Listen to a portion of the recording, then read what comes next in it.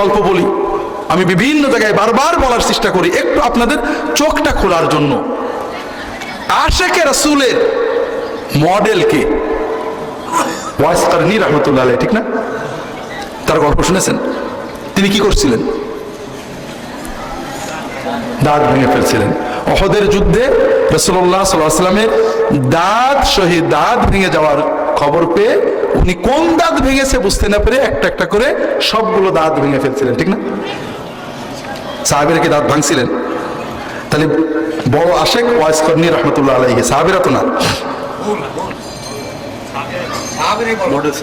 কি করে হলো? তারা তো দাঁত ভাঙেননি। খুব ভালো করে বোঝেন, ভালো করে বোঝেন। গল্প আজীবন শুনেছেন, গল্পের হাকিকত বোঝেন।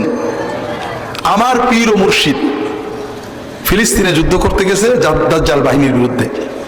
খবর আসলো দাজ্জাল বাহিনীর গুলি লেগে আমার পীর ও মুর্শিদ শহীদ হয়ে গিয়েছেন। আমি তার আশেকে পাগল হয়ে নিজের পিস্তল নিজের বুকে দিয়ে গুলি নিয়ে আমিও শহীদ হয়ে গেলাম। আমার পীর যে জান্নাতে যাবেন, আমিও সেই জান্নাতে যাব, ঠিক না ভাই? হবে না? আমার কাছে খবর আসলো ইহুদিদের গুলি লেগে হুজুরের দাঁত ভেঙে গেছে, আমিও সঙ্গে সঙ্গে হাতুড়ির বাড়ি দিয়ে নিজের দাঁত ভেঙে ফেললাম।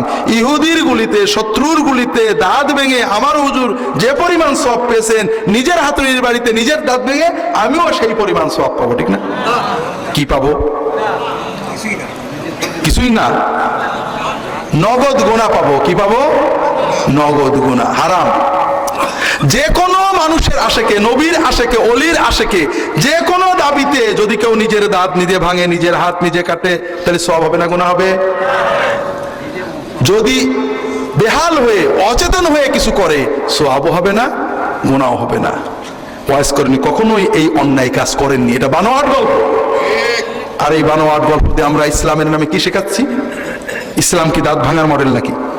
সাহাবীরা কি নবীজির দাঁত ভাঙা শুনে প্রত্যেকে বসে দাঁত ভাঙছে নাকি? না, এর নাম ইসলাম নয়। সাহাবীরা কি করেছেন? মদিনায় একজন অসুস্থ সাহাবী শুয়ে আছেন, খবর এসেছে মুহাম্মদ সাল্লাল্লাহু আলাইহি ওয়াসাল্লাম শহীদ হয়ে গিয়েছেন, নিজের তরবারিটা বের করে নিয়েছেন, নিয়ে নিজের বুকে মেলে নিয়েছেন নাকি? না, তরবারি নিয়ে ছুটেছেন। যে কাফেরেরা আমার নবীকে শহীদ করেছে, ওই কাফেরদের বিরুদ্ধে শেষ রক্তবিন্দু পর্যন্ত লড়তে লড়তে মরব, তিনি লড়াই করতে করতে শহীদ হয়ে গিয়েছেন। এর নাম হলো আশেক রাসূল। রাসূলুল্লাহ সাল্লাল্লাহু আলাইহি ওয়াসাল্লাম দাঁত ভেঙেছে, সাহাবীরা দেখেছেন, প্রত্যেকে হাতুড়ি নিজের দাঁত ভাঙছে নাকি? না, প্রাচীর হয়ে দাঁড়িয়ে গেছেন নবীজির চারপাশে। শত শত বৃষ্টির মতো তীর আসছে নবীজিকে হত্যা করার জন্য। দাঁড়িয়ে তারা পাঁচিল দিয়ে নিজের দেহকে ঢাল বানিয়েছেন, মানব ঢাল, হিউম্যান শিল্ড। নিজের দেহে শত শত তীর লাগিয়েছেন, রাসূলুল্লাহ সাল্লাল্লাহু আলাইহি ওয়াসাল্লামকে রক্ষা করেছেন। এটা হলো আশেক রাসূল। কথা বোঝেননি? যে গল্প আমরা শোনাই, এটা কি অনুকরণীয়? না। ঘরে বসে নিজের দাঁত ভাঙা যায় নাকি? এটা কি ইসলামের কোন নির্দেশিত রিকমেন্ডেড কাজ? না। তাহলে এই গল্প আমাদের ইসলাম বিরোধী চেতনা তৈরি করছে, আমাদেরকে চমৎকৃত করে। সুবহানাল্লাহ বলতে পারি, কিন্তু এটা কোনো মডেল না, এটা বানোয়াট কথা। আল্লাহর ওলি হওয়ার মডেল ইব্রাহিম ইবনে আদহাম, জানেন না? তিনি আল্লাহর ওলি হওয়ার জন্য সাধনা করতেন। তিনি রাজা ছিলেন, রাজপ্রাসাদে বসেই আল্লাহর জিকির, ওজিফা, রিয়াদত, মুরাকাবা করতেন। একদিন প্রাসাদে শুয়ে আছেন,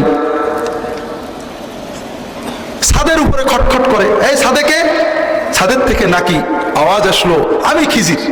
তো হুজুর আপনি কি করেন? আমি উট খুঁজি। সে কি কথা, ছাদের উপরে কি উট পাওয়া যায়? আপনি কি পাগল হলেন? তো তুমি কি পাগল নাকি? রাজবাড়িতে শুয়ে কি আল্লাহ পাওয়া যায় নাকি? উনি তো চিন্তা করলেন, তাই রাজবাড়িতে শুয়ে আল্লাহ পাওয়া যাবে না।